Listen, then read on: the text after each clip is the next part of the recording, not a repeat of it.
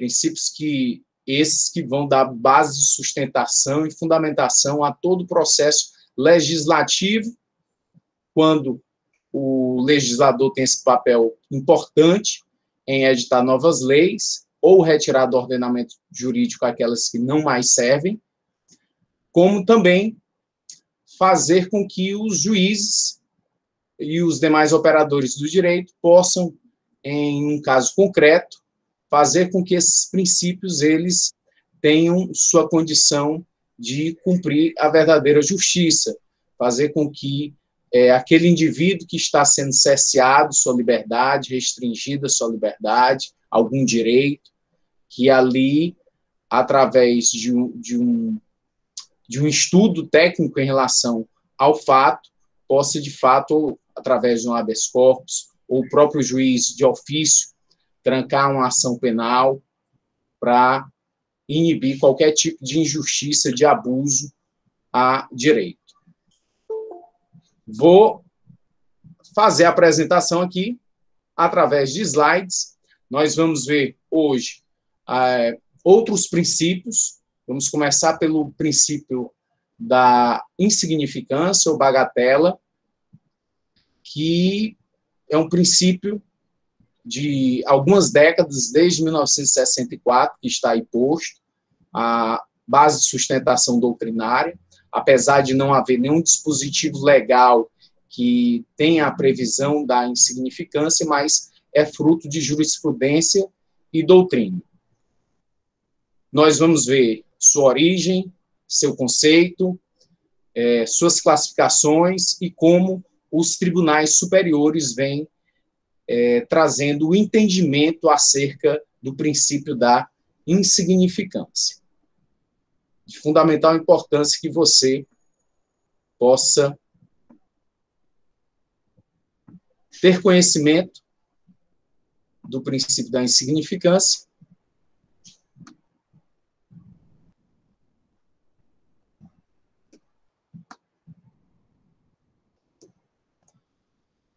Coloquei na tela.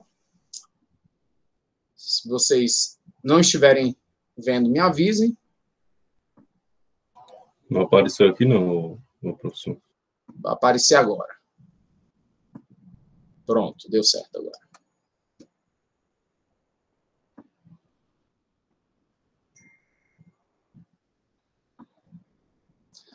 O princípio da insignificância, também chamado de princípio da bagatela, teve origem, segundo a doutrina, no direito romano, em que se falava que de minima non curat praetor, o juiz não deve se preocupar daquilo que for mínimo.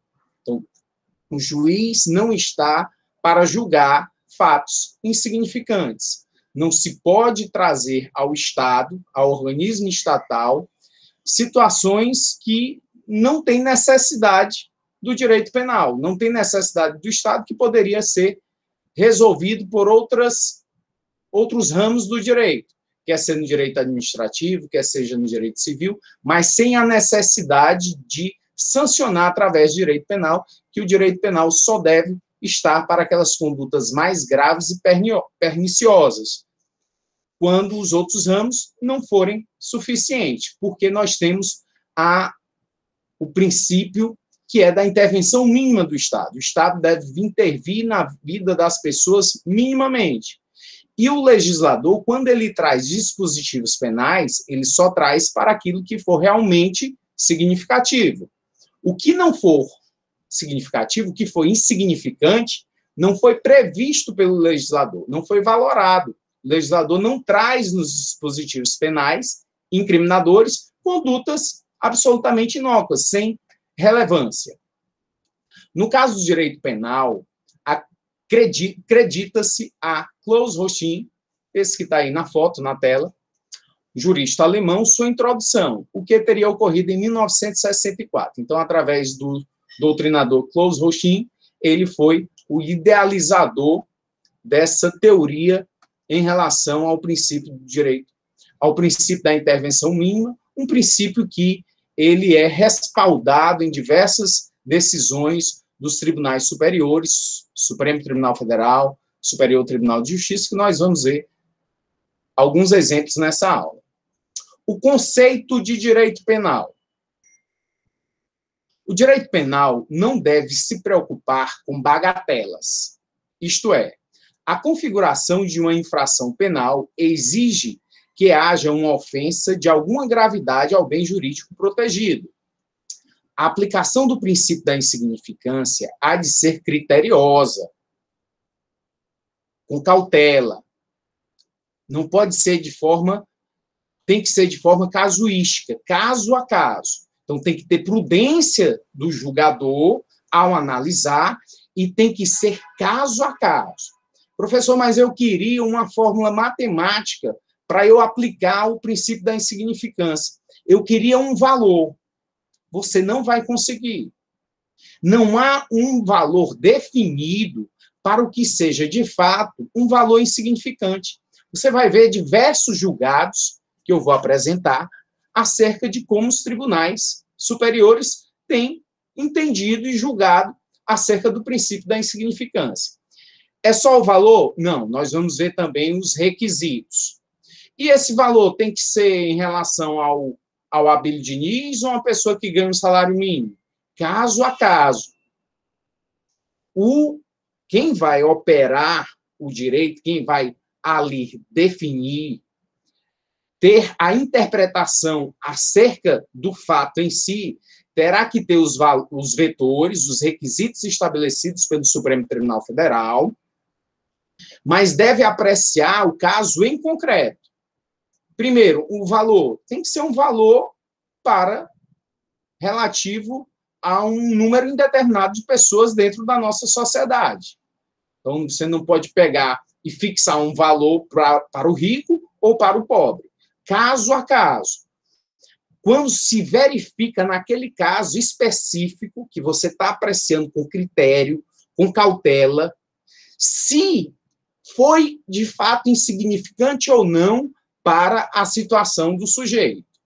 A simples alegação de que o bem subtraído é de ínfimo valor não é suficiente para o reconhecimento da insignificância. Então, tem outros critérios que são adotados. A primeira...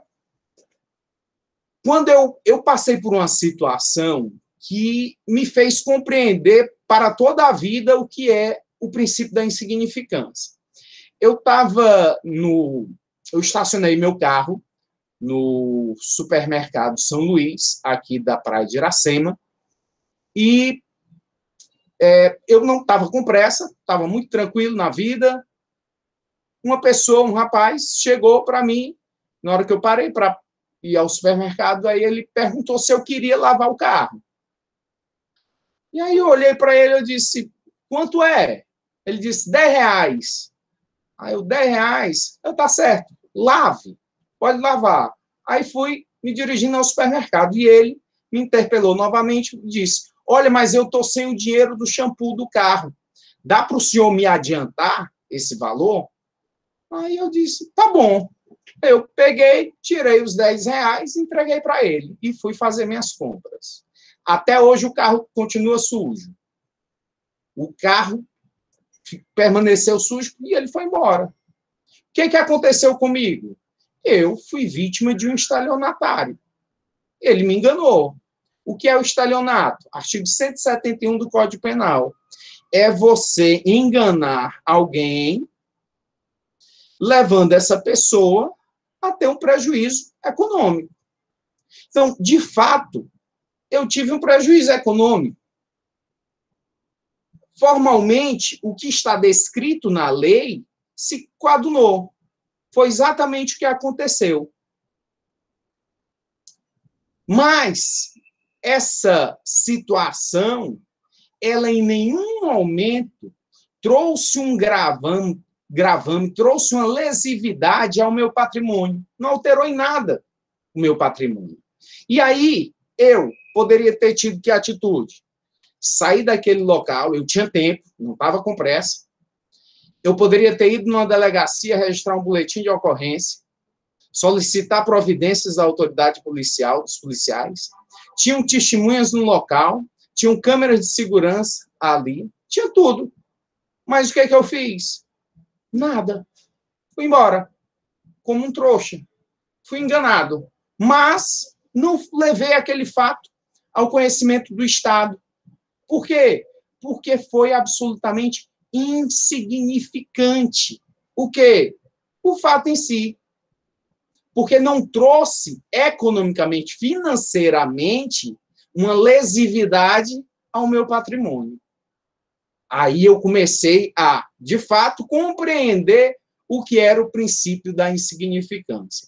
Olha a natureza jurídica do princípio da insignificância. A insignificância afasta a tipicidade da conduta.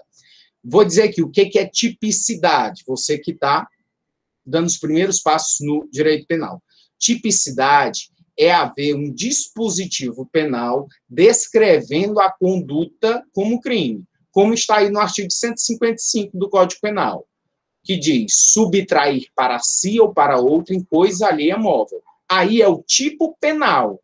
E quando é que tem tipicidade? É quando a conduta que foi praticada, que você está a observar,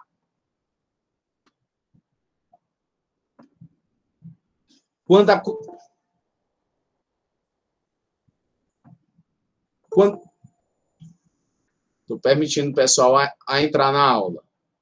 Demorei um pouquinho, perdoem. Quem estava tentando entrar. Se demorar demais para eu ver, vocês me avisam. Então, o tipo penal, artigo 155, a tipicidade vai existir quando o fato que foi praticado, que você está ali observando, interpretando, ele se coaduna, ele se justapõe, ele se enquadra perfeitamente ao tipo penal, ao que está descrito no Código Penal, como no caso do estelionato. O estelionatário, exatamente o que está descrito no Código Penal, ele fez. Quando o sujeito subtrai um piper, um bombom, lá das lojas americanas, ele pratica exatamente o que está descrito no artigo 155 do Código Penal. É a tipicidade formal. Está de acordo com a forma do que está posto, formalizado. Então, a insignificância afasta a tipicidade da conduta, que passa a ser vista sob o âmbito formal e material. O que é a tipicidade material? Tipicidade formal está posto, descrito. E a material? Tem que haver a lesão ao bem jurídico.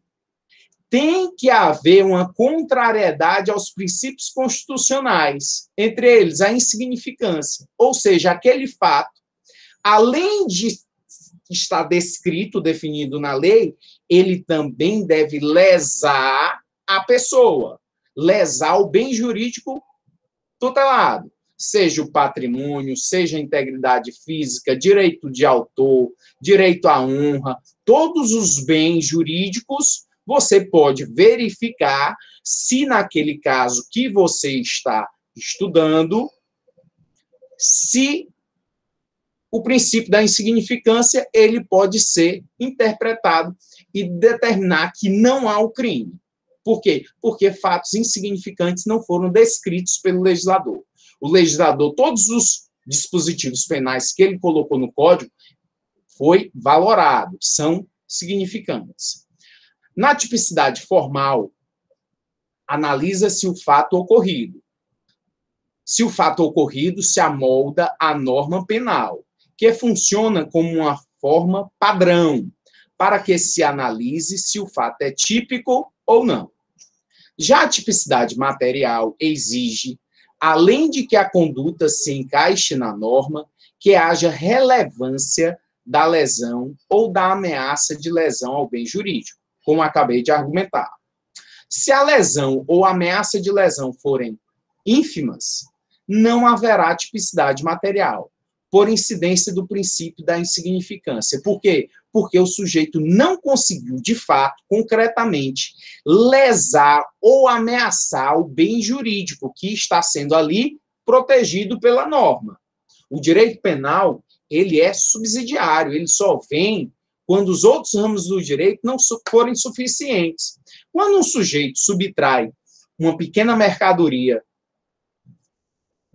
de um mercadinho, de um supermercado, o dono do supermercado, a segurança aborda e já resolve, quando o valor é ínfimo, quando o valor é bem pequeno, quando o valor é insignificante. E até porque donos de mercadinhos, de supermercados, de grandes magazines, eles já fizeram as contas. Eles já sabem que levar um indivíduo para os organismos, órgãos judiciais, sai mais caro do que não levar. Por quê? Explico. Você pega um indivíduo que acabou de subtrair uma barra de chocolate de um mercadinho. Pego pela segurança. O pessoal da Vigilância e Proteção do supermercado pegou o indivíduo, saiu do supermercado com uma barra de chocolate. Se eles chamarem a polícia e os policiais levarem para a delegacia, vão ter que levar e conduzir também os seguranças que foram testemunhas. Aquele tempo dos seguranças lá na delegacia, aquele tempo dos seguranças depois sendo chamados ao Poder Judiciário para prestar depoimento, havendo a audiência, pode ser que o juiz não esteja lá no dia, ou os advogados tenham tido algum problema com o promotor, a audiência foi desmarcada, e aquela tarde toda que os funcionários estavam ali vão ter que estar de novo. Então, eles perdem aí, no mínimo, 3 dias de trabalho. E o supermercado não pode ficar sem proteção, vai ter que repor alguém e vai pagar dobrado. Então, esse custo para o dono de mercadinho, para o dono de supermercado, sai muito maior do que se realmente se fizessem todas as... se levasse todos esses indivíduos para procedimentos policiais por coisas absolutamente insignificantes, que não afetam, não lesionam o bem jurídico, o patrimônio. E aí, o que é que se pode fazer, professor, em relação ao dono do mercadinho? O dono do mercadinho vai, conversa com o rapaz, conversa com a moça que subtraiu, admoesta, diz que não pode fazer isso, que não retorne à loja, mas cada caso deve ser analisado. Nós vamos ver aqui os vetores e identificar quando realmente se tem o princípio da insignificância e quando o fato acaba tendo relevância com a possibilidade de o indivíduo vir a ser condenado. Para tirar dúvidas, para eximir dúvidas em relação a todo o Poder Judiciário, nessa interpretação do princípio da insignificância, o Supremo Tribunal Federal, STF, ele trouxe vetores para essa interpretação. Vetores, requisitos, sem os quais não se entende como insignificante a conduta. E aí o sujeito vai responder criminalmente. Os tribunais superiores fixaram alguns requisitos. Foi através de alguns habeas corpus. Habeas corpus 116.242, habeas corpus 92.463, habeas corpus 92.961, todos do STF. Quem puder depois dar uma olhadinha, uma pesquisada, para fazer a leitura desses habeas corpus. E no STJ teve o 108.454.0, que você pode pesquisar também, para que se possa reconhecer a insignificância de determinada conduta em um caso concreto. 4 vetores. Primeiro deles, mínima ofensividade da conduta do agente. Essa conduta deve ser mínima em ofender o bem jurídico tutelado. A ausência de periculosidade social da ação. Reduzido o grau de reprovabilidade do comportamento. Inexpressividade de lesão jurídica causada. Então, vejam que, através desses 4 vetores, você consegue analisar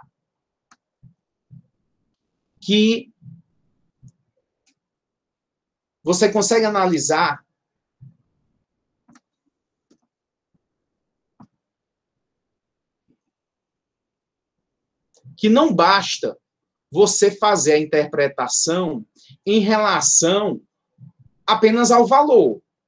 O valor é um dos requisitos, só um dos requisitos, mas tem os outros.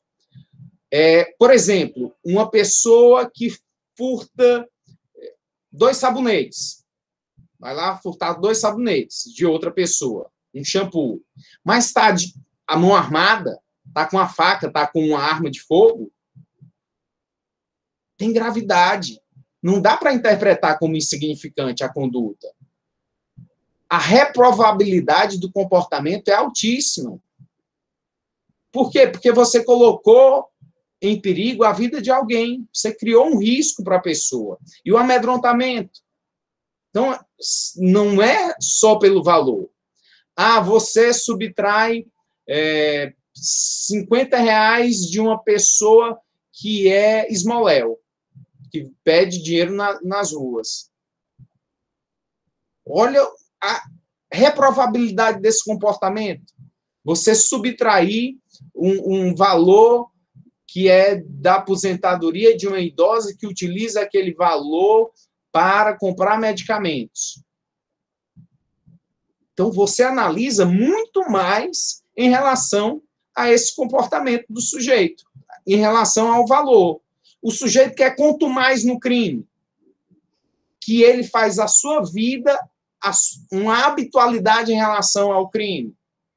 Não deve merecer um benefício legal como esse, de entender que seja insignificante. Por quê? Porque ele sempre faz isso. Toda semana, todo dia, ele está no mercadinho fazendo pequenos furtos. Pequenos furtos de valores. Então, esse tipo de comportamento, ele não deve ser considerado como insignificante. Supremo Tribunal Federal, uma manchete de um jornal, condena 3 perigosos ladrões.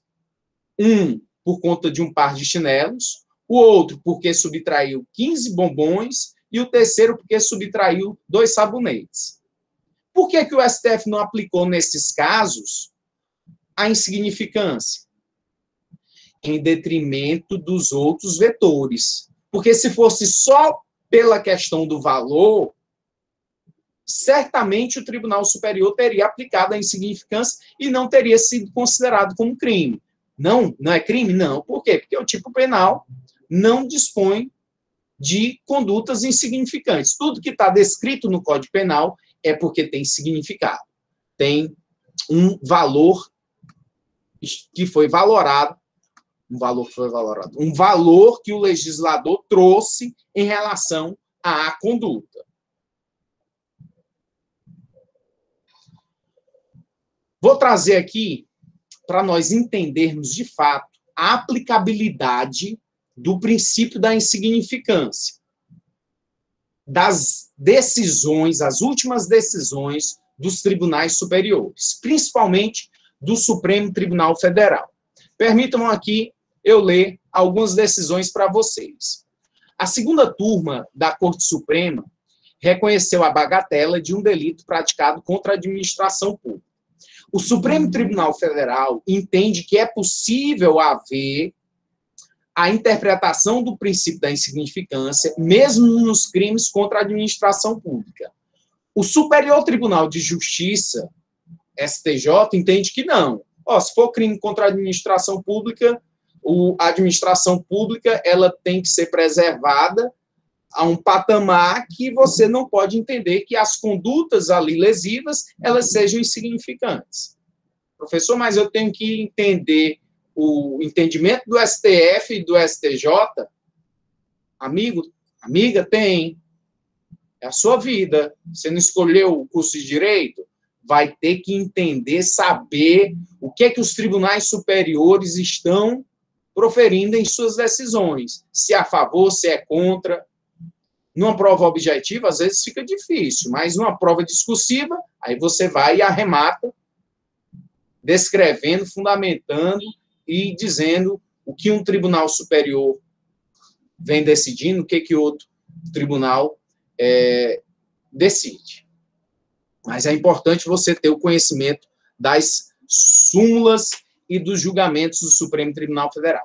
Então, nessa ação que o Supremo Tribunal Federal determinou o princípio da insignificância, absolvendo o comportamento do servidor público, foi no seguinte caso: delito de peculato, furto, apropriação, uma apropriação por um carcereiro, um policial penal, acredito, de um farol de milha de uma moto, que guarnecia a motocicleta apreendida. Ele subtraiu esse farol.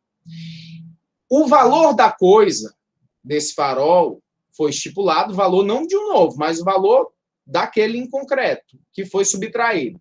Foi trazido nos autos do processo, que era um valor de R$13. E aí o sujeito possivelmente tenha ficado preso em flagrante delito, respondendo processo, mas somente com a decisão do Supremo Tribunal Federal é que ele foi, de fato, absolvido. Mas, em um dado momento, ele ficou preso por conta do fato. Res furtiva de valor insignificante, periculosidade não considerável do agente, circunstâncias relevantes, crime de bagatela, caracterização, dano à propriedade da administração, irrelevância no caso, aplicação do princípio da insignificância, atipicidade reconhecida, absolvição decretada, habeas corpus concedido para esse fim, voto vencido, verificada a objetiva insignificância jurídica do ato tido como por delituoso, à luz das suas circunstâncias, deve o réu, em recurso ou habeas corpus, ser absolvido por atipicidade do comportamento. Então, muitas vezes, leva um tempo para que o sujeito venha a ser absolvido. Ele está lá, tenha sido preso, está respondendo processo, e aí só em uma instância superior que ele acaba conseguindo a absolvição. E note aí, nessas imagens, a gente está falando de um policial penal, que é o agente penitenciário, que tenha praticado uma subtração como essa. Ou poderia ter sido também um policial civil numa delegacia de uma moto apreendida lá. Porque essa terminologia de carcereiro, ela varia de estado para estado. Notem aí a figura em relação a uma unidade penitenciária. Gente dormindo um em cima do outro. Fazer com que um sujeito que subtraiu algo de R$13, de R$10, de R$15, de R$50, ele fique nas mesmas condições desses outros, é trazer uma periculosidade a ele e fazer com que o ser humano ele fique pior. Então, podem ser adotadas outras medidas, que não essa de punibilidade. E sabe quem é o primeiro a aplicar o princípio da insignificância? Não é delegado, não é promotor, não é juiz, não é ministro do STF. O primeiro a aplicar é o soldado de polícia, que está nas ruas, que ele vai, faz a abordagem policial, ele é chamado a uma determinada circunstância, e quando é insignificante, ele não leva para a delegacia, ele já resolve. Por quê? Porque o fato é insignificante. Está lá o plantão da polícia, com 3 flagrantes para serem realizados, esperar 3 horas por um atendimento e fazer com que a máquina estatal se movimente em detrimento de R$13. Não é algo que tenha muita lógica. Apesar de muita gente boa ainda não querer aceitar o princípio da insignificância, inclusive juiz, porque traz uma revolta, como é, esse sujeito é um sem vergonha, é um salafrário, como é que ele fez isso, se ele subtraiu R$13, o farol de milha é porque ele quis, ele tem que ser punido severamente, quanto pior, melhor. Se você acha que é dessa forma, o que você não tem mais condições de fazer hoje em dia é botar tudo isso desse pensamento no papel. Por quê? Porque ele contraria toda uma doutrina que vem sendo sedimentada. Todas as nossas jurisprudências. A favor de quê? De você entender que existe o princípio da insignificância e que você tem que dar fundamentação e sustentação a ele quando você se deparar com um caso que chega ao seu conhecimento. Outro julgado do Supremo Tribunal Federal. Quanto mais julgados a gente consegue visualizar, e você depois vai pesquisar, faz com que você entenda melhor a matéria. Por quê? Porque você aplica a doutrina, a teoria, à prática. Aí facilita demais. E notem, o princípio da insignificância, você tem que lutar por ele. Como que? É mais fácil um delegado de polícia, lá no plantão do 2º Distrito, na Aldeota, recepcionar um furto de um shampoo lá da Pague Menos e autuar em flagrante, um shampoo de R$10, porque o gerente da farmácia, as testemunhas, todos estão dizendo que o sujeito subtraiu aquele shampoo. É mais fácil para ele confeccionar o flagrante e autuar, do que ele pegar e fundamentar, ouvir todo mundo para fundamentar que aquilo dali é um fato insignificante, que não viola o bem jurídico, que, por outra forma, pode ser resolvida aquela contenda de uma forma cível. É mais difícil. E o delegado, ele tem que se respaldar, ele tem que registrar um boletim de ocorrência, ele tem que ouvir todas as pessoas que participaram daquela ocorrência para se respaldar, já que ele está fundamentando que não vai autuar em flagrante aquilo que foi apresentado a ele como um furto, porque ele, e ele tem autonomia para isso, interpretou pela doutrina, pela jurisprudência, que ali não constitui um crime, porque está presente o princípio da insignificância. Outro julgado. Com base no princípio da insignificância, a 2ª turma do Supremo Tribunal Federal manteve, por unanimidade, decisão do ministro Gilmar Mendes, que absolveu um homem condenado a 1 ano e 9 meses de reclusão pela tentativa de furto de R$ 4,15 em moedas e de uma garrafa de Coca-Cola, 2 cervejas e de uma cachaça. Produtos que, juntos, totalizam R$ 29,15. A decisão foi tomada no julgamento do habeas corpus 18.1389, na sessão por videoconferência. Uma decisão bem recente agora, ainda desse período de pandemia. Outro julgado. E aí você começa a alicerçar e ver que esse valor, ele vai mudando. Vai mudando. Não é só em crimes contra o patrimônio. Nós temos, na Fazenda, nós temos os crimes contra a ordem tributária e os crimes de descaminho, que há jurisprudências do Superior Tribunal de Justiça que entendem que até R$20 mil é possível se interpretar o princípio da insignificância. Porque o sujeito vai pagar os tributos, pagar o que ele deve em relação aos impostos e não vai necessitar de direito penal. Então, até R$20 mil há decisões do STJ possibilitando a aplicação do princípio da insignificância nos crimes contra a ordem tributária e nos crimes de descaminho. Então, cada bem jurídico tutelado, você vai visualizar a possibilidade de aplicação. Mais um aqui do Gilmar Mendes, nosso péssimo ministro. O ministro Gilmar Mendes, do Supremo Tribunal Federal, STF, com base no princípio da insignificância, concedeu habeas corpus 1445-51 a uma mulher acusada de furtar um par de sapatos femininos avaliado em R$ 99. Posteriormente restituído ao estabelecimento comercial. O ministro considerou, no caso, que o prejuízo material foi insignificante e a conduta não causou lesividade relevante à ordem social e determinou a absolvição da ré. Outro caso, julgado do Supremo Tribunal Federal, agora pelo ministro Celso de Mello. Acatou o recurso da Defensoria Pública de São Paulo e reconheceu estarem presentes no caso de tentativa de furto de chocolate, os requisitos para reconhecimento do princípio da insignificância. No caso, uma mulher tentou furtar barras de chocolate avaliados em R$ 97.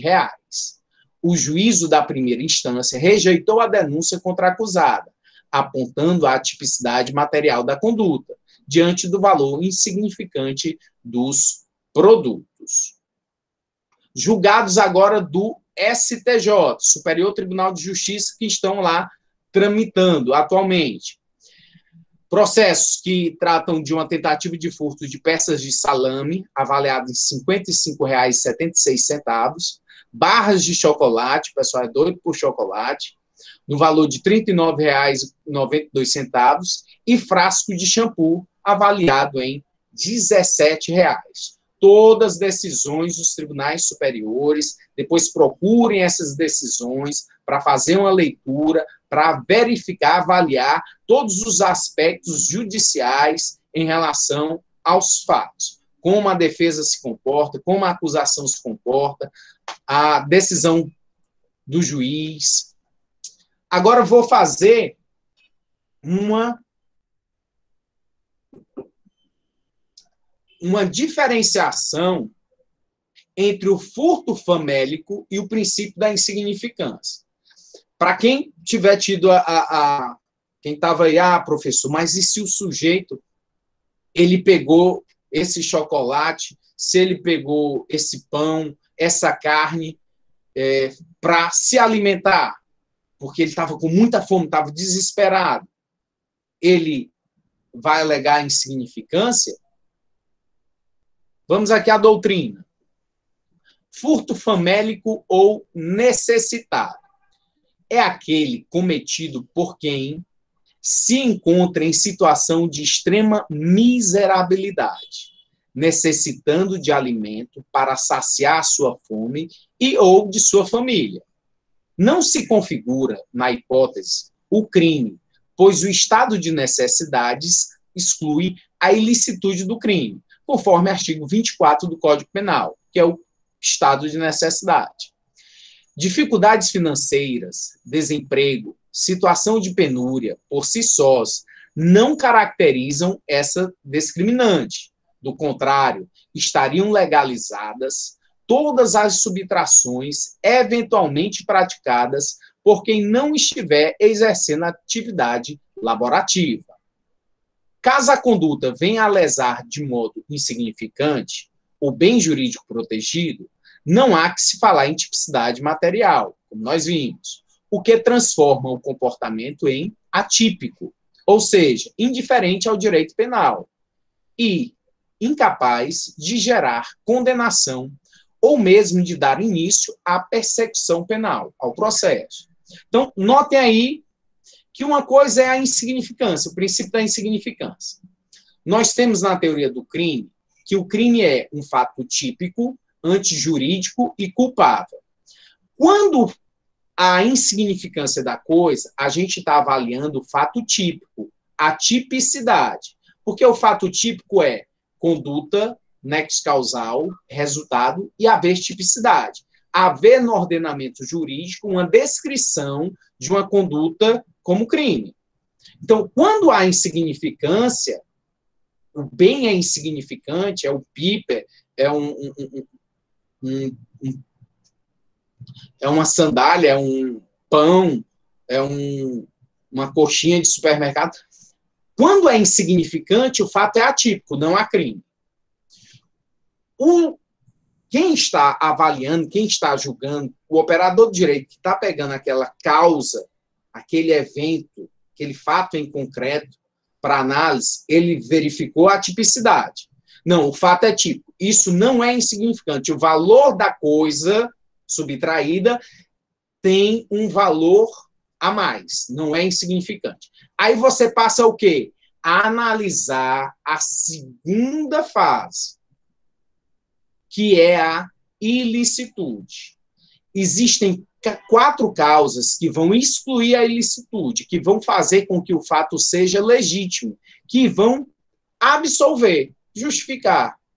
Quais são eles? todos estabelecidos no artigo 23 do Código Penal. Legítima defesa, estado de necessidade, estrito cumprimento de um dever legal e o exercício regular de um direito. Então, você vai verificar nessa fase a questão do estado de necessidade. O que é o estado de necessidade? Eu estou a perigo. Um perigo muito forte está na iminência ou acontecendo agora. Comigo ou com terceiro. E aí, o que é que eu vou fazer? Eu vou repelir esse perigo. Como? Atingindo, atacando o bem jurídico de outrem. Nesse caso, furto famélico, eu estou com tanta fome, eu estou perdido, eu estou na floresta, não encontro mais nada. E aí eu encontrei, de repente, um sítio e peguei uma galinha, matei a galinha para saciar minha fome. Aí você está diante do furto famélico e vai absolver a conduta. Mas uma coisa, então, é estado de necessidade, furto famélico, que aí não há crime, porque há a exclusão da ilicitude em detrimento do estado de necessidade, diferentemente do furto insignificante, que não é crime por faltar tipicidade, porque não existe no ordenamento jurídico nenhum tipo penal que vá descrever condutas absolutamente insignificantes. Tem uma pergunta aqui da Rebeca. Podemos dizer que o princípio da insignificância anda lado a lado com o princípio da adequação social? Rebeca, para alguns doutrinadores entendem que não. O princípio da adequação social, que nós vamos ver, ele tem um sentido de que condutas que aí estão, a sociedade já entende que não mais constituem crime, como é a pirataria, a prostituição, você ter casa de prostituição,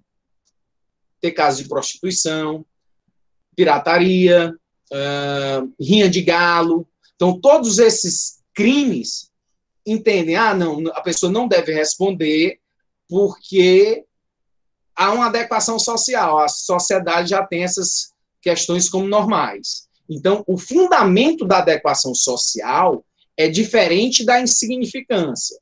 Na insignificância, o bem jurídico protegido, ele não foi infimamente atingido. Então, tem fundamentação distinta. Aí a Rebeca continua que nega a tipicidade de certas condutas quando a sociedade não a tem por ilícita através dos usos e costumes. Jogo do bicho também, como a Ana Thaís está alertando aqui, com um excelente exemplo em relação também a condutas que há essa possibilidade de ser interpretada através do princípio da adequação social. Mas, vale lembrar que somente uma lei é capaz de fazer com que outra lei ela esteja revogada, que ela não está mais no mundo jurídico.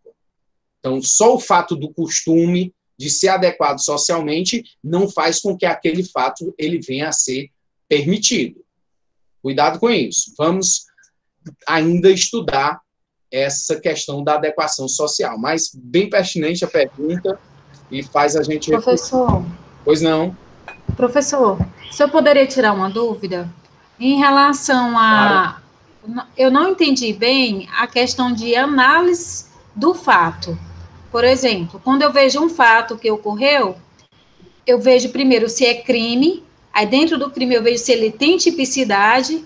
Tendo tipicidade, eu vejo as análises de ilicitudes. E tem 4 tipos. Se não tiver dentro delas, é crime, é isso? Como é? Eu não entendi. A gente vai ver a teoria do crime. Essa teoria do crime, que nós vamos ainda estudar, ela traz um conceito analítico, que facilita a interpretação. Por quê? Porque o crime é posto em compartimentos. Como assim compartimentos? O crime é um fato típico, antijurídico, culpável. E aí você vai ter, dentro do fato típico, a conduta, o nexo causal entre a conduta e o resultado, e a vetipicidade. Todos os elementos que você vai ter que avaliar. O sujeito subtraiu um quilo de carne no supermercado. Aí você vai avaliar a conduta dele, desse sujeito em si, conduta dele. Nexo de causalidade foi realmente ele que é um elo de ligação entre a conduta e o resultado. Então, foi a partir da conduta dele que se produziu esse resultado, que foi a subtração. E aí, por último, a tipicidade. Há no ordenamento jurídico um tipo penal que descreva essa conduta praticada, aí você formou o fato típico. Depois disso, você passa a analisar apenas há uma fumaça de que tem havido um crime, mas você tem que analisar as 4 causas de exclusão da ilicitude que estão no artigo 23, estado de necessidade, legítima defesa, estrito cumprimento de um dever legal e o exercício regular de um direito. Aí você faz essa segunda análise. Feita a primeira, feita a segunda, não tem nenhuma causa que excluiu a ilicitude, possibilidade agora é verificar a culpabilidade, se ele é imputável ou inimputável, se há o potencial conhecimento da ilicitude, se existia uma inexigibilidade de uma conduta diversa. Mas todos esses conceitos, eles ainda vão ser analisados dentro desse semestre que nós estamos começando, para você entender de fato a teoria do crime e absolutamente qualquer fato que chegue ao teu conhecimento, você será capaz de dizer se ali de fato ocorreu um crime e se esse sujeito vai ser passível de punição. Ok? Ok, professor, muito obrigada, entendi. Nada. Professor. Oi.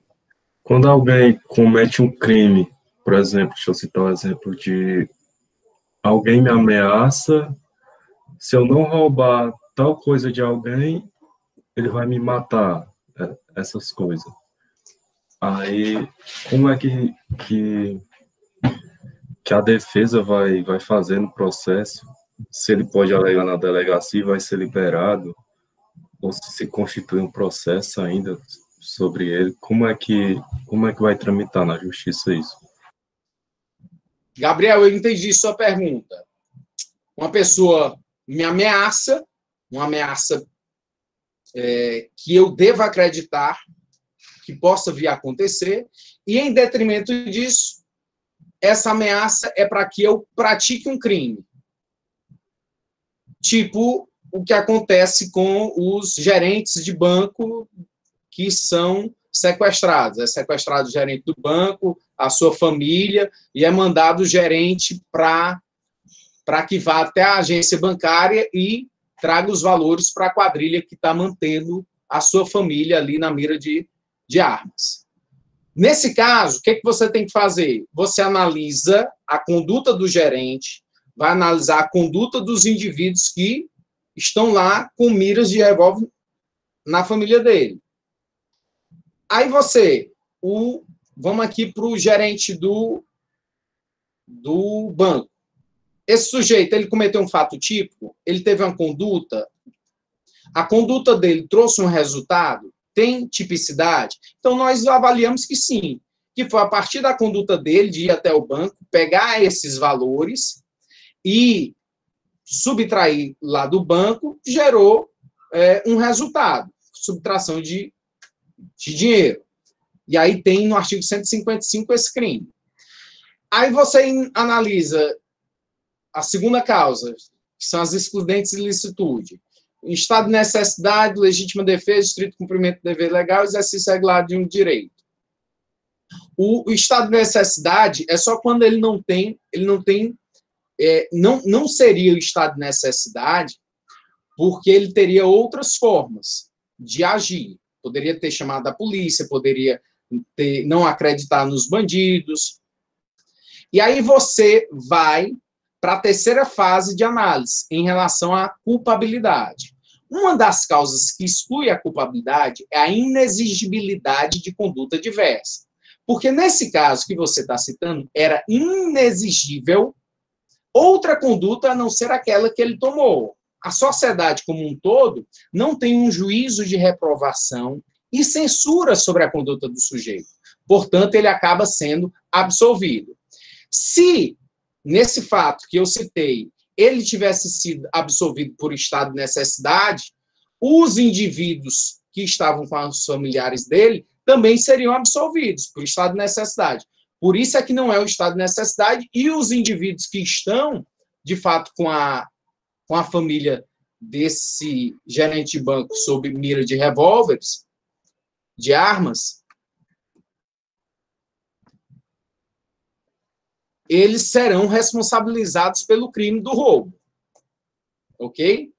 Mas é dentro também do que a Rebeca havia perguntado em relação à teoria do crime, que nós vamos estudar ainda mais à frente.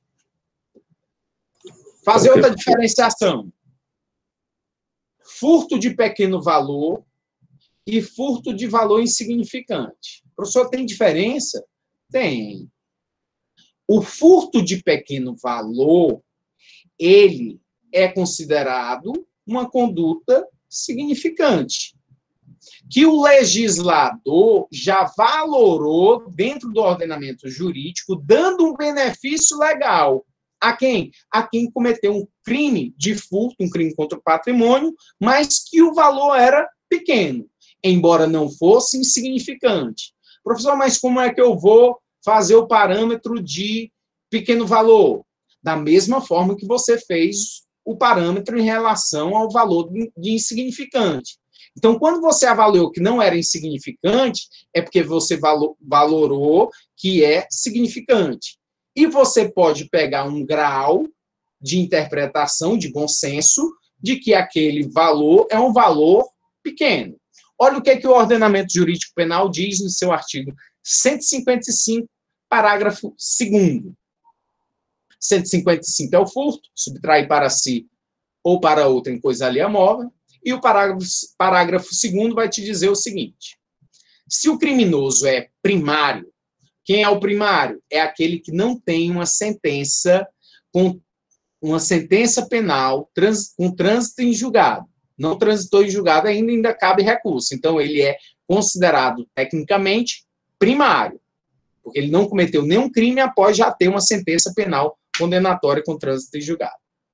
Se o criminoso é primário e é de pequeno valor a coisa furtada, o juiz pode substituir a pena de reclusão pela de detenção, diminuí-la de 1 a 2/3 ou aplicar somente a pena de multa. Então, vejam que o privilégio em relação a quem praticou um crime é um benefício legal. O crime é privilegiado, tem um benefício. Por quê? Porque o sujeito é primário e a coisa subtraída foi de pequeno valor. O juiz, como alternativa, pode diminuir a pena entre 1 a 2/3. Olha que maravilha para ele.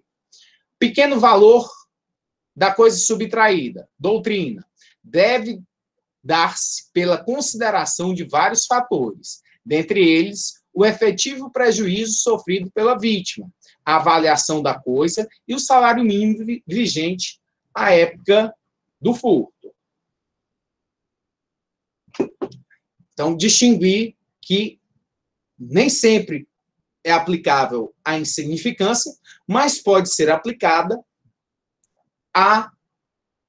o privilégio do artigo 155, parágrafo 2º, nos crimes contra o patrimônio, em que não há violência e grave ameaça, como é o caso do crime de furto.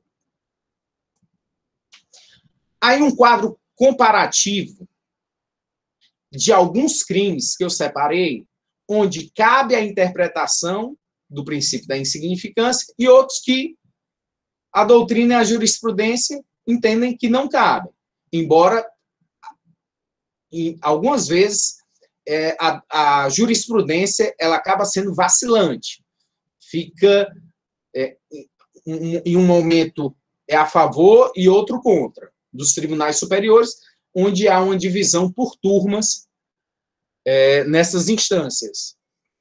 Então, vamos lá, alguns crimes. Onde é que cabe? Cabe contra o patrimônio praticado sem violência ou grave ameaça à pessoa, crimes como estelionato, furto, dano. Porque o dano não é contra a pessoa, é contra a coisa, então pode. Não cabe crimes contra o patrimônio praticados com violência ou grave ameaça à pessoa. Roubo, extorsão, sequestro, dano qualificado quando tem violência à pessoa. Atos infracionais. Que são os atos infracionais? São aqueles praticados pelos adolescentes em conflito com a lei, que estão onde eles são regidos pelo ECA, Estatuto da Criança e do Adolescente. São os mesmos dispositivos penais. Quando um adolescente, 16 anos, mata alguém, é o artigo 121 do Código Penal, é homicídio. Não tem um homicídio lá no ECA, é o Código Penal. Só que não se diz que ele praticou um crime, se diz que ele praticou um ato infracional. É só a terminologia que é diferenciada, porque o menor ele não tem uma condenação, uma sanção penal, ele recebe uma medida socioeducativa, que no máximo é o internamento lá como medida socioeducativa. Então, e é possível avaliar também aos adolescentes se a conduta que eles praticaram foi insignificante ou não, cada caso concreto. Casuisticamente, verificar se o fato praticado pelo menor foi insignificante ou não. Os atos infracionais assemelhados a crimes insignificantes. Os crimes praticados por militares, ainda que insignificantes, não cabem, por conta dos princípios da doutrina militar. Então, não se tem, até hoje, aplicado o princípio da insignificância. Mas você pode encontrar, vez por outra, uma decisão diversa. Consumo de drogas, desde que a quantidade seja mínima, cabe a insignificância. O tráfico de entorpecentes já não cabe, seja qual for a quantidade de drogas, se a conduta foi considerada como tráfico. Crimes contra a ordem tributária, quando o valor sonegado for inferior a R$20 mil. Até destaquei aqui no curso da aula sobre essa questão dos crimes contra a ordem tributária e dos delitos de descaminho. Então, para cada bem jurídico tutelado, você vai avaliar, e, no caso dos crimes contra a ordem tributária, tem um valor até R$20 mil. Tráfico de armas e munição, mesmo que em quantidade mínimas, não vai caber. Crimes ambientais, mas eu já vi decisão diferente também em relação às munições. Uma cápsula não deflagrada, é possível aplicar? Você pode encontrar uma decisão de Tribunal Superior nesse sentido, de aplicação. Crimes ambientais de bagatela, pode. Crimes hediondos ou equiparados, não pode. Lei dos crimes hediondos é a Lei 8.072, que traz lá um rol dos crimes que são considerados como hediondos, como homicídio, estupro, sequestro, falsificação de medicamentos. Cabe também lesão corporal culposa, porque na lesão corporal culposa o sujeito não quis, ele não teve dolo, foi em detrimento de culpa, inobservância de um dever de cuidado por imprudência, negligência ou imperícia. Falsificação de moeda, diz que não cabe, mas você vai também encontrar alguma decisão que possa caber esse crime. Inclusive, eu vi uma decisão uma vez que o juiz federal, crime de falsificação de moeda, vai para a esfera federal, e aí o juiz, ele acabou absolvendo o indivíduo. A absolvição foi porque ele deu uma nota de R$10, que era falsa, para comprar uma cerveja. E não foi constatado nenhuma outra moeda, o sujeito não tinha antecedentes criminais, ele ressarciu o prejuízo lá para o comerciante e o juiz acabou absolvendo. Crimes contra a ordem, crimes contra a administração pública, cabe, pelas decisões do Supremo Tribunal Federal, pelas decisões do Superior Tribunal de Justiça, não cabe. Nos crimes contra a administração pública, o entendimento do STJ é que não cabe. Lá o servidor da Polícia Federal, que ficou comendo castanha do Pará de uma apreensão. E esse servidor acabou sendo condenado. Crimes praticados por reincidentes ou por pessoas com maus antecedentes, pela doutrina do STJ, cabe. Pela doutrina do STF, não cabe. Professor, o senhor vai me endoidar desse jeito. Eu tenho que saber o que o STF pensa, o que o STJ está pensando, está julgando. Mas não tem problema não, que a gente fica doido junto. Mais uma classificação para dizer que o nosso direito aqui é um direito Nutella, não é raiz. Nosso direito penal, que a gente está estudando aqui durante esse semestre, é um direito cheio de flosô, cheio de frufru, e várias classificações para endoidar todo mundo. Mas é assim que o direito penal vem se comportando ao longo dos anos. Então, quem quer estudar um direito penal moderno vai ter que estar atento às jurisprudências, ao que os doutrinadores têm sedimentado de novas classificações, e aí o aprofundamento é maior, porque não adianta você estar junto a todo mundo. Quem está na média vai ficar. Você tem que estar acima da média, e para isso você tem que aprofundar seus conhecimentos para o que você almeja lá no futuro. Vamos aqui a uma classificação trazida pela doutrina, uma classificação bastante recente, que vai classificar o crime de bagatela, insignificância, em próprio e impróprio. O que é o princípio de bagatela próprio e o que é o princípio de bagatela impróprio. O próprio está regida pelo princípio da insignificância, que exclui a tipicidade material, conforme nós vimos até agora na aula de hoje. Então, o princípio da bagatela própria, nessa classificação, é a atipicidade da conduta, não há crime.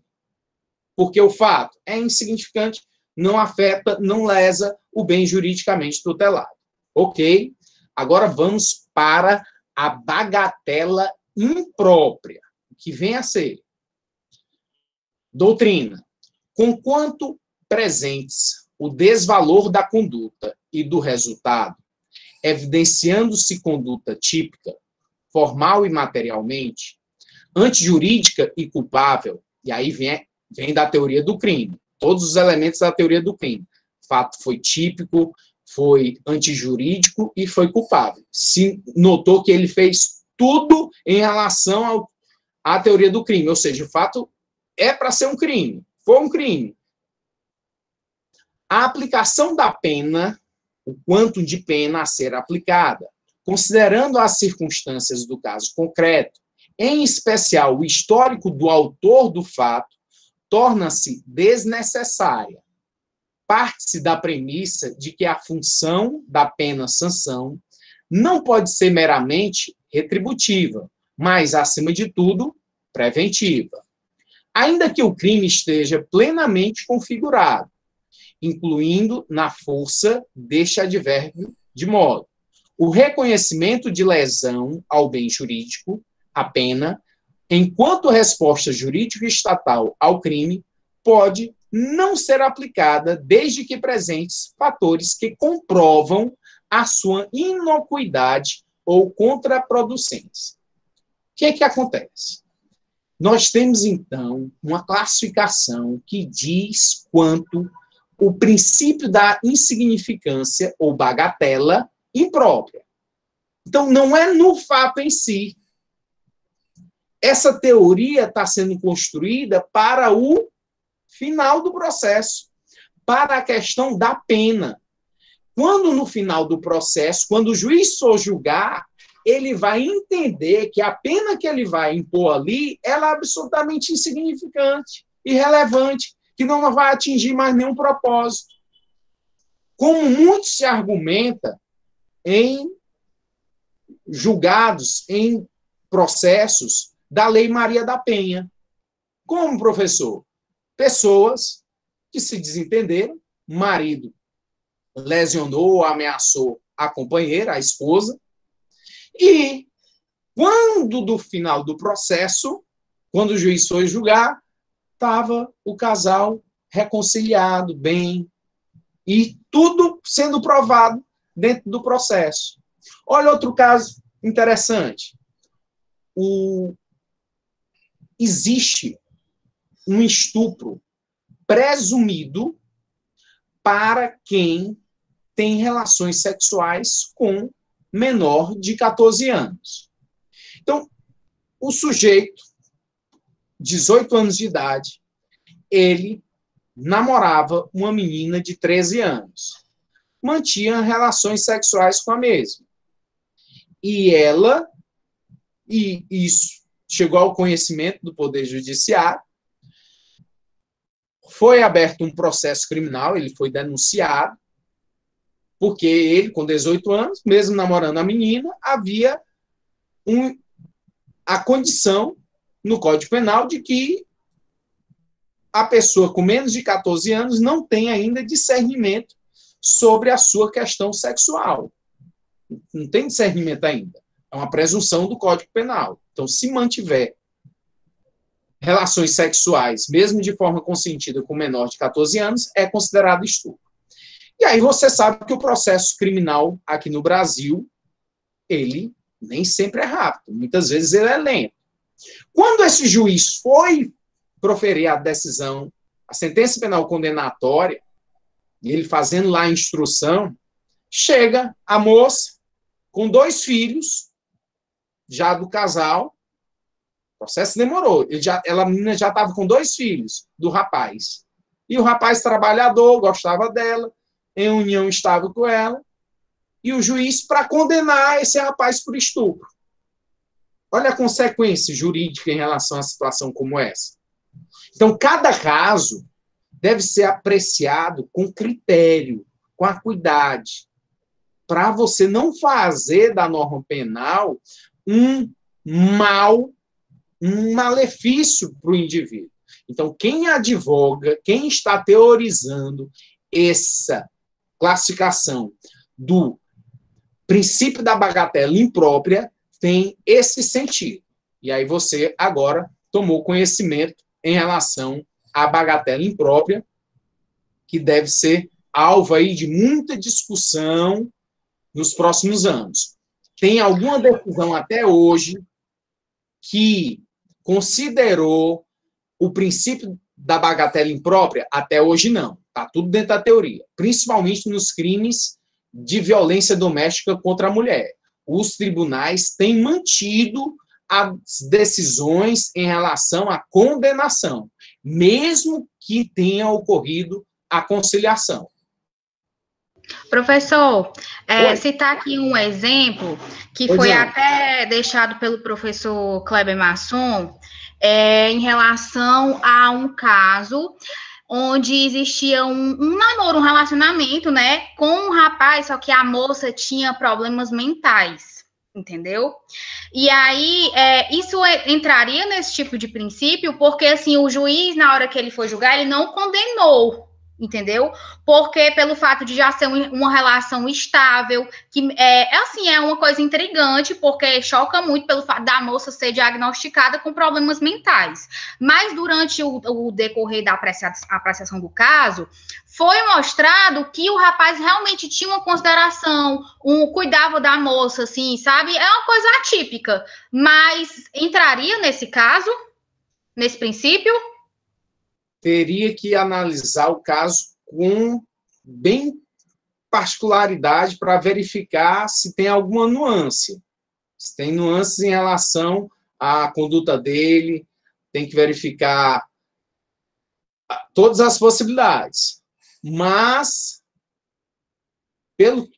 pela sua narrativa, está dentro dessa teoria em relação à bagatela imprópria.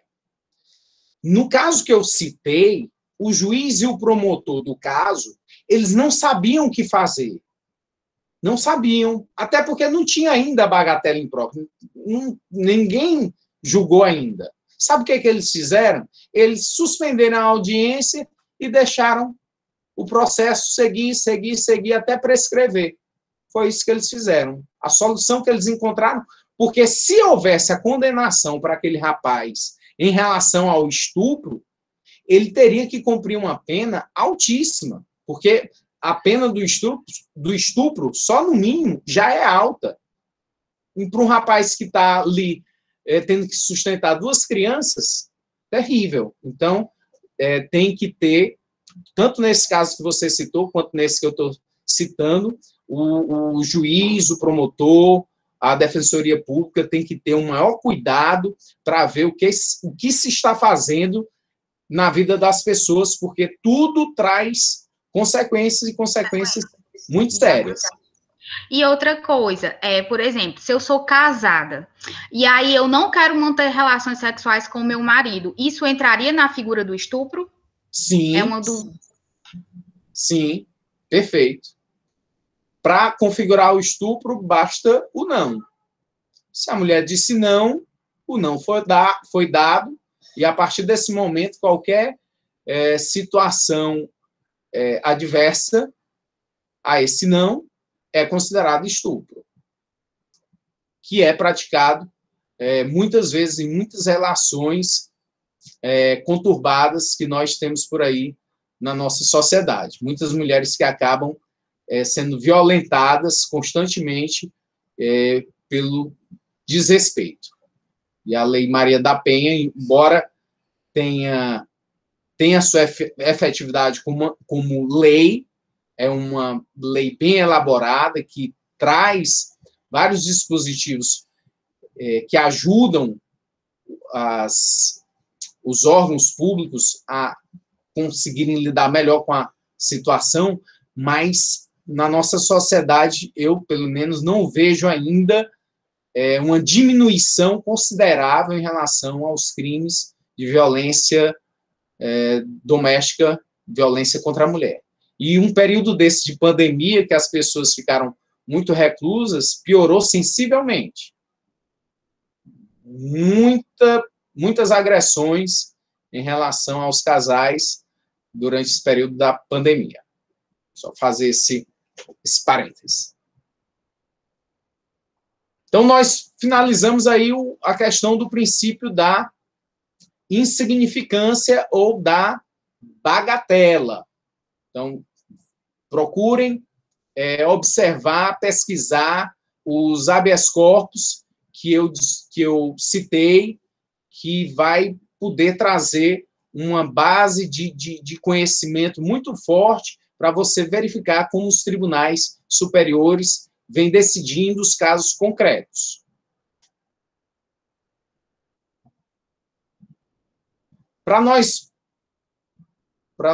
Nós vamos terminar a aula de hoje com o princípio da insignificância.